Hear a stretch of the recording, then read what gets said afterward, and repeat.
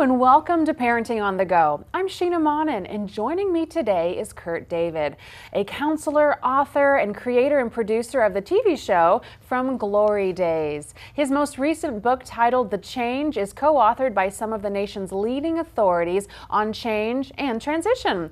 Thank you for being here with me today to talk about a really important topic. That's the topic of conflict resolution. We appreciate you joining us today. Oh, thank you, Sheena. Glad to be here. Absolutely. Tell me a little bit about how conflict appears in our lives, what we can do about it, all the nitty-gritty nuts and bolts. Yeah, well, first of all, like I tell people, I'm not here to tell people how to avoid conflict, right? Okay. I mean, conflict happens in life.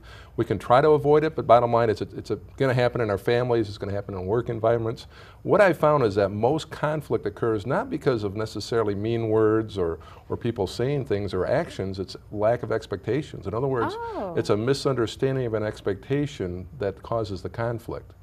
And so looking at that as the source, that gives us an idea of, okay, how do we approach that then? What are things that we can do to help with that? Wow, that's interesting to think about. I never really thought about setting the bar, setting the standard, changing your perspective in that manner. That's amazing. I would imagine most people aren't actually actively out there looking for conflict, correct? Yeah, most people, you're right. Yeah. Most people aren't. I mean, there might be a few that's what they enjoy that kind of stuff, but you're right. In general, most people are not looking for conflict, but it might be a lack of expectation. I'll give you a very real example. My wife and I, we love each other dearly, but she had an expectation for me and expressed it to me, and I didn't hear it clearly, and as a result, we got into a conflict. And part of it was that we were able to clarify, oh, okay, you expect me to do this. I had an expectation in my mind, and it did not match. I see. You can take that on any level, on a work level, with your kids. You know, the expectation, the clearer the expectation, the less chance of a conflict. So first of all, you have to know yourself what your expectation is, and I think most people walk around probably aren't very self-aware, so it's important to be like, what am I expecting, and then learn how to communicate that pretty clearly, I would imagine. Absolutely. So what are some tips that you can give adults, children, coworkers, you name it, to try to help manage conflict that will invariably arise? Yeah, and there's no question, it's going to happen. I mean, it's just going to happen. One of the first things is address it as soon as possible. In other words, if you and I were, you know, if at nighttime, if I'm getting ready to put my head on a pillow and go to sleep, and I notice in the corner of the bedroom that there is a fire in my wastebasket, would I literally go to sleep and just say, I'll deal with that in the morning? Of course not. And it's kind of that way with conflict. The longer you let conflict linger, the bigger that fire gets. And so one of the first things that anybody can do is address it as soon as possible. Now, there is a time and a place to kind of draw back, be reflective, and not say anything you might regret. Yeah, that's what I was wondering. Yeah, but then that's part of the wisdom of knowing, boy, if I'm going to say something I might regret, let's wait. But the sooner you can address it, the sooner the conflict can be resolved, because conflict tends to grow and fester and change over time if you let it fester that way.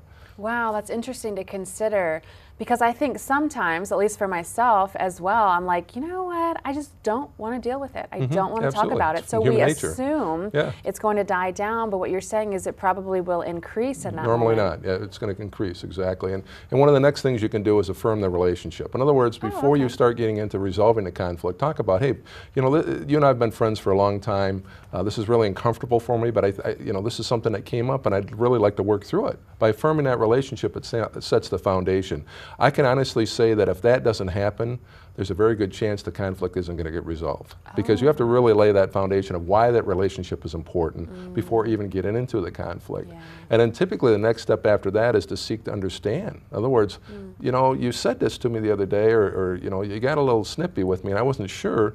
You know, after you set that stage of affirming the relationship, I'm trying to understand why that happened. And typically in conflict, most of us want to do the opposite of that. We want to talk about why I'm mad, why I'm upset, what you did wrong, you know, how I didn't, this happened and I didn't expect it to happen.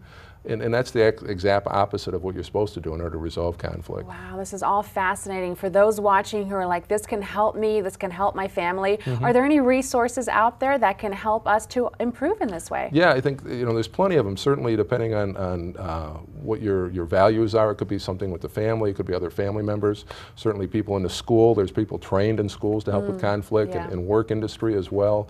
You know, your pastor or priest or whatever, religious affiliation. Certainly there's lots of people that are trained to help with this, a lot of great experts as a result. And so just seeking those people out. But the most important thing is understanding that conflict is going to happen. It's just how do I resolve it best? Don't bury your head in the sand. It's going to Correct. happen. Let's handle it. Thank you very much for being here today. I love this topic, and I personally learned some new things. I appreciate it. Thanks, Sheena. And thank you for watching this episode of Parenting on the Go. If you would like to look up more helpful parenting tips, you can visit the West Bloomfield Youth Assistance website at wbyouthassistance.org.